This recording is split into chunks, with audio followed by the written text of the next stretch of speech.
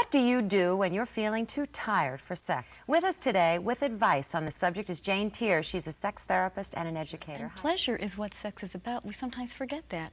And very often the working mother who is performing in so many ways in life thinks of sex as another way to perform. It's important that you remember that it isn't. It's for her pleasure.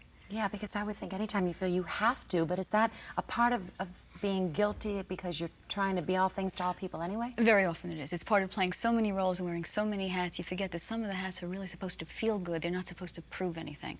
And a lot of working mothers are proving where they don't need to prove, and they don't need to prove in the bedroom.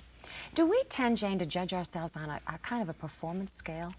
We tend to, and not only that, we tend to feel that men are judging us on a performance scale as well when it comes to sex. And we forget that the performance is really how good it feels, not how it looks or what's being done or what's not being done. How about sensitivity to one another? I mean, often there's so little time left anyway at the end of the day, and perhaps you haven't even sat down to talk together, which is often a prelude to romance. How do you achieve this a sensitivity so you really know what somebody else is feeling? By just being direct about asking.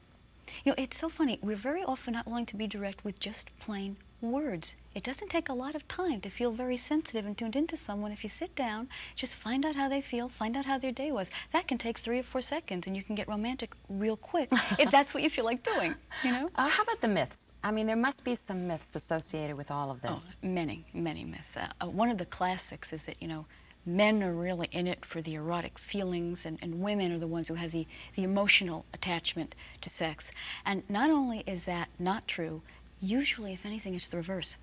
You mean women are in it for the erotic feelings, but we've never been told that that was all right. Oh, no, we certainly haven't been told that. In fact, we hardly even tell ourselves that we might be in it for that.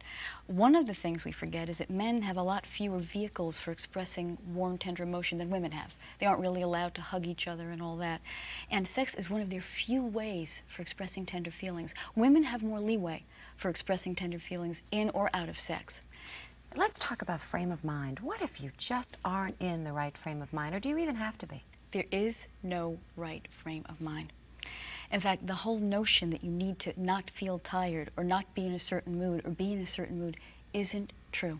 The only thing that really matters are you willing to feel nice feelings in your body, whether it was the worst day of your life or the best day of your life. That's all that matters. You mean that you can actually find the energy if you really are dead on your feet after a long day? How do you go about shifting gears into another whole kind of a relationship? I'll tell you, it's not even finding energy. It's when you're really willing to just pay attention to good feelings in your body, that doesn't take any energy. You can be knocked out, exhausted, feeling distracted, and if you're just willing, if your lover asks you, hey, if I did some nice things to your body, would you be willing to pay attention to it and enjoy how it felt? That doesn't take any energy. You say it's really even invigorating. It can be if you approach it the way I'm suggesting it be approached. It's not invigorating if it feels like a performance or an obligation. Then it really is exhausting. Yeah, but I just wonder who wants to be invigorated at 10 o'clock at night when you've got to get up at 6 in the morning with the kids and then go to work. Anyone who remembers how wonderful it feels to have sensual pleasure. How about just, you know, you said, all right, it's easy the way to achieve sensitivity is to just be honest and express what you're thinking and ask questions, but isn't it really a lot of hard work to get to being very frank with your partner? I'd say it is. And I'd say that before you can really have an extraordinary sensual life, you need to have done a lot of work on honesty, on being straight about your own desires, on how you feel about satisfying the other's desires. That is work. That's communication work. And no really healthy sensual relationship is going to exist without some of that work being done in advance. As you work with working mothers, what's the most common complaint when it comes to sex? What do you really hear over and over again? You know, he wants it more often than I want to give it. And yet often, he and she are both working. Is the woman coming to complain because we really haven't understood our own sexuality or admitted our own sexuality in the first place, and now it becomes a dual struggle? Yes, very much. It's the woman doesn't like to admit how much it's a pleasure for her to feel sensual feelings. We were taught that that's not all right. And men were taught that they have this great sensual appetite, which they don't even necessarily have. So we're all going along with the myths we were taught. How do you reteach then? Do you know, all you really have to do is tell people the reverse of the myth and tell them to experiment with it, not believe it, not be convinced of it. Give it a shot in your personal life.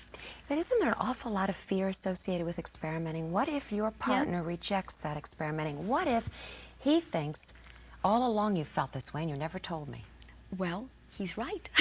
Well, I I know, but might that But shatter his ego? No, because you didn't know yourself. You're just discovering stuff yourself.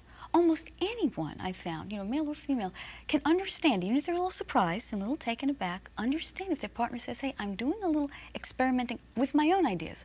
So some of this stuff I'm coming up with is new to me. So certainly if it sounds new to you, that's fine, and respond to it any way you want. And look at it as a discovery, is that it? Very much so. And what can be discovered is delightful.